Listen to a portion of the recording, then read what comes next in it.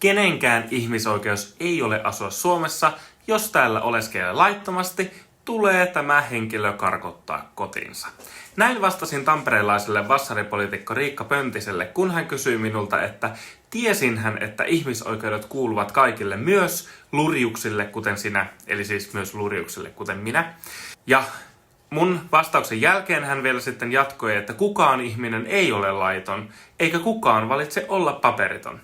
No, ensinnäkin, en väittänyt, että kukaan ihminen olisi laiton, vaan voi olla laittomasti maassa.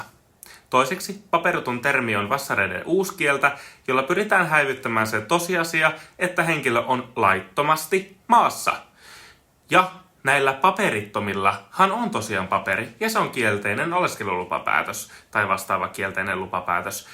Miettikää, jos vassarit saisivat päättää, niin käytännössä jokainen laittomasti maassa oleva saisi jäädä Suomeen, koska ovat heikommassa asemassa ja koska ihmisoikeudet. Siis tämä ajattelumaailma ei mahdu mun järkeen ja on mun mielestä ihan täysin järjetön.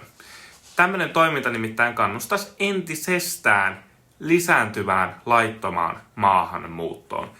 Luojan kiitos, suunta Suomessa ja muussa Euroopassa on ollut päinvastainen ja pitääkin huolehtia siitä, että suunta ei myöskään käänny takaisin tämmöiseen vassareiden ja vihreiden ja muiden sokeasti maahanmuuttoon suhtautuvien hamuamaan massamaahanmuuttopolitiikkaan.